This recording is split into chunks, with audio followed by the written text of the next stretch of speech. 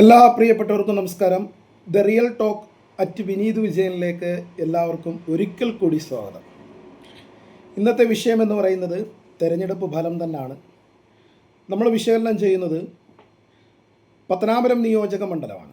കേരളത്തിൽ അതിവാശിയേറിയ പോരാട്ടം നടക്കുന്ന പത്തനാപുരം നിയോജക മണ്ഡലം. പത്തനാപുരം നിയോജക മണ്ഡലത്തിനെ സംബന്ധിച്ചിടത്തോളം 2021 ഏകദേശം 14,000 വോട്ടിൻ്റെ ഭൂരിപക്ഷത്തിലാണ് കെ ബി ഗണേഷ് കുമാർ വിജയിച്ച് MLA ആയതും അതിനുശേഷം മന്ത്രിയായതും. തികച്ചും യാദൃച്ഛികമായി KPCCയുടെ ജനറൽ സെക്രട്ടറി ശ്രീ ജ്യോതികുമാർ ചാമക്കാല പത്തനാപുരത്ത് മത്സരിക്കാനെത്തുകയും വളരെ വലിയ പോരാട്ടം നടത്തി 24,000 ഭൂരിപക്ഷത്തിൽ നിന്ന് 14,000-ലേക്ക് താഴ്ത്തി വലിയൊരു പോരാട്ടം കാഴ്ചവെക്കുവാൻ അദ്ദേഹത്തിന് സാധിച്ചു. പക്ഷേ 2026-ലേക്ക് കടക്കുമ്പോൾ നിരവധിയായിട്ടുള്ള അനുകൂല സാഹചര്യമാണ് കോൺഗ്രസിനെ സംബന്ധിച്ചിടത്തോളം, UDFനെ സംബന്ധിച്ചിടത്തോളം, ജ്യോതികുമാർ ചാമക്കാലയെ സംബന്ധിച്ചിടത്തോളം പത്തനാപുരം നിയോജക മണ്ഡലത്തിൽ നിലനിൽക്കുന്നത്.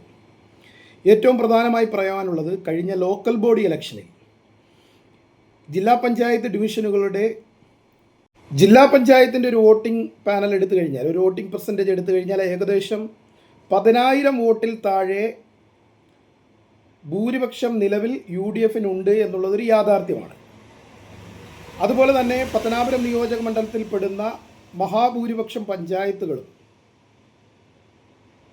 വെട്ടിക്കവലയും വിളക്കുടിയും ഒഴികെയുള്ള മുഴുവൻ പഞ്ചായത്തും നിലവിൽ UDF ആണ് ഭരിക്കുന്നത്.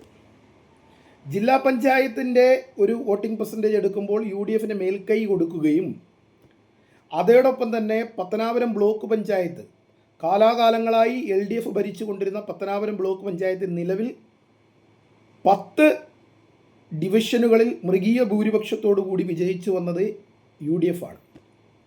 അത്തരത്തിലൊരു വലിയ സാഹചര്യം നിലനിൽക്കെ തന്നെ ഈ ഇലക്ഷൻ്റെ ഒരു പ്രഖ്യാപനത്തിന് മുന്നേ മന്ത്രിയായിരുന്ന കെ ബി ഗണേഷ് കുമാർ നടത്തിയ ചില പരാമർശങ്ങൾ, പത്മ കഫയുമായി ബന്ധപ്പെട്ട് NSSലുണ്ടായിട്ടുള്ള ചില കല്ലുകടിയുടെ അടിസ്ഥാനത്തിൽ അദ്ദേഹം പറഞ്ഞത് സ്വന്തം അച്ഛൻ്റെ എച്ചിൽ പട്ടികളായി ജീവിച്ച നായന്മാർ എന്നാണ് അദ്ദേഹം വിലയിരുത്തിയത്. അതിൻ്റെ അടിസ്ഥാനത്തിൽ അദ്ദേഹത്തിന് വലിയ രീതിയിലുള്ള വിമർശനം ഏറ്റെടുക്കേണ്ടി വന്നു. വലിയ രീതിയിലുള്ള പ്രതിരോധം NSSൻ്റെ ഭാഗത്തു നിന്നുണ്ടായി. അതിൻ്റെ അടിസ്ഥാനത്തിൽ NSSൻ്റെ മുഴുവൻ വോട്ടും, ഏകദേശം 100-ൽ 99.9% വോട്ടുകളും ജ്യോതികുമാർ ചാമക്കാലയിലേക്ക് ഏകീകരിക്കുന്ന ഒരു സാഹചര്യമാണ് നിലവിൽ പത്തനാപുരം നിയോജക മണ്ഡലത്തിലുള്ളത്.